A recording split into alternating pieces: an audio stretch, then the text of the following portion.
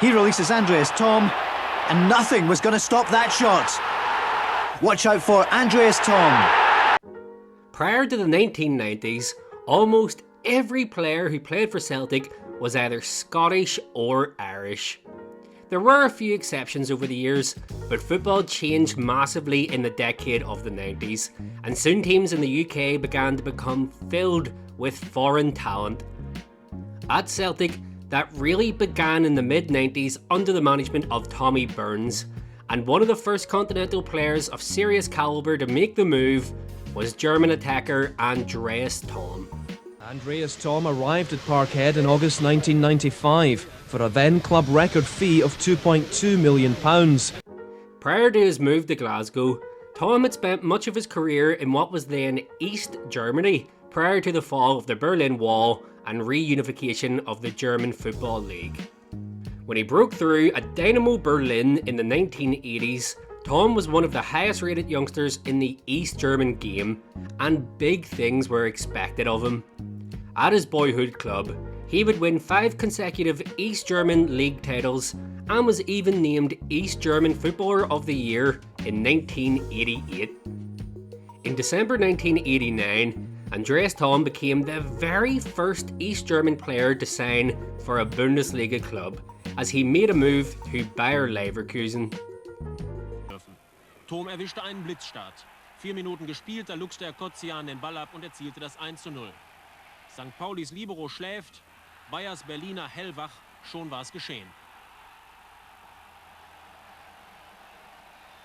He would once again thrive here and was part of the team that won the 1993 German Cup, playing all 90 minutes in the final. The legendary Franz Beckenbauer once described Thom as the most complete player he had ever seen, which caused Thom to be linked with a move to Bayern Munich, who were managed by Beckenbauer at the time, but it never came through. In the summer of 1995, Celtic were rebuilding under Tommy Burns and new chairman Fergus McCann. Rangers were miles ahead and aiming to win an 8th consecutive league title. Reinforcements were badly needed, and Celtic were keen to spend big to bring in an attacking talent from the continent. The club had signed Pierre van Hooijdonk in January and wanted a big name to pair up top alongside the Dutchman. All summer long, Celtic were linked with players, and at one point appeared to have signed Frenchman David Ginola, only for the deal to fall through. Then, on the 28th of July 1995, the club broke their all-time transfer fee record to sign Andreas Thom from Bayer Leverkusen for £2.2 million. Thom hit the ground running at Parkhead. He was played up top, but in truth, Thom was never an out-and-out striker. He played a more withdrawn role, often the creator of goals, but more than capable of chipping in with his own. And watch for this goal, fashioned by Hooijdonk. And look at the way it's taken by Andreas Thom. Acute angle. Here's Andy Thom through the middle. What a chance this is for Celtic for number 1. He's done it.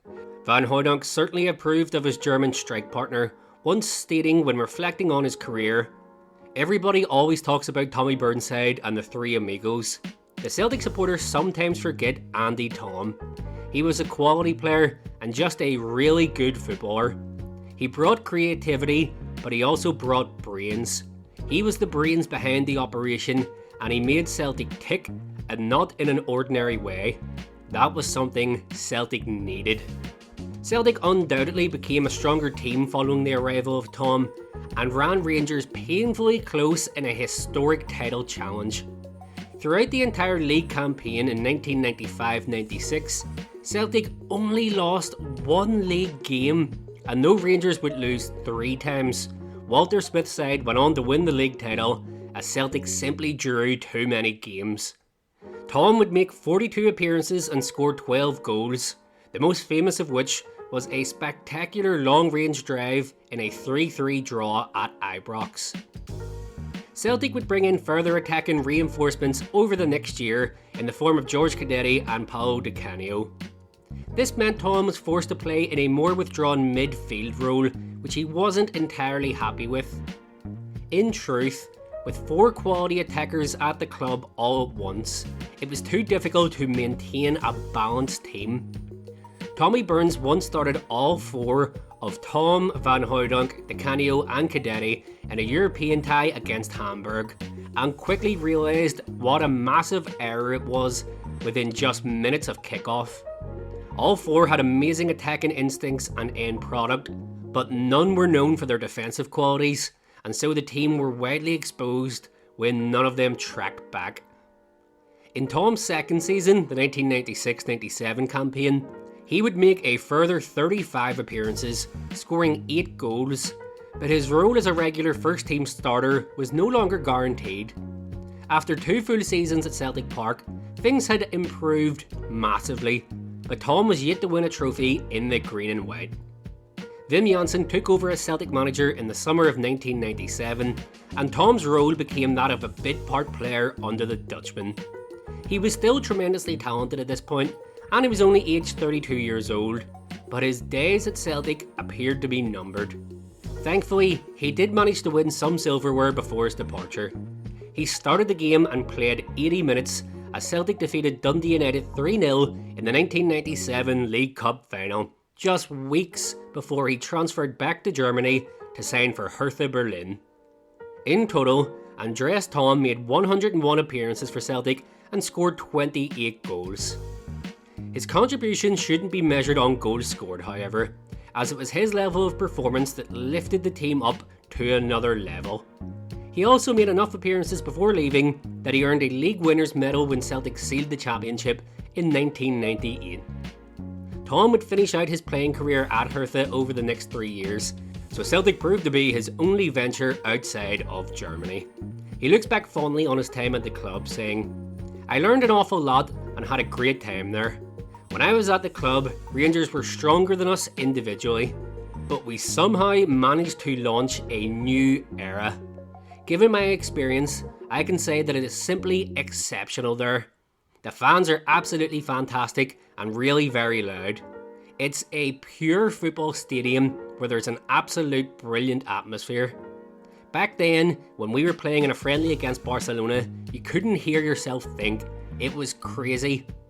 It's a working class club that has stayed loyal to its traditions over the years.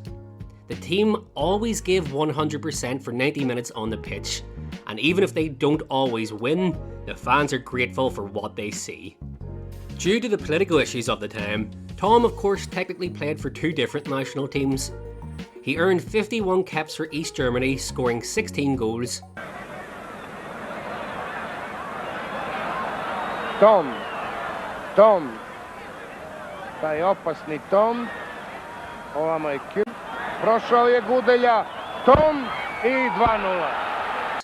And also earned 10 caps for the United German national side, scoring a further 2 goals between 1990 and 1994.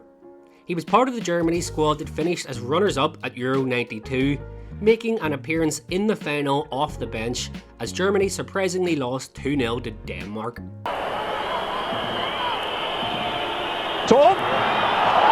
Ja, das ist natürlich ein super Start für Thom. Erster Ballkontakt und da lacht auch Berti Vogt. 3-0. Das nennt man Glück beim Einwechseln. Andy Thom brings up a lot of nostalgia for Celtic fans.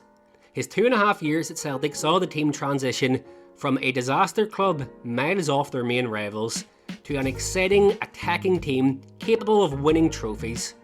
He was an excellent player all throughout his career and will always be remembered fondly at Celtic Park.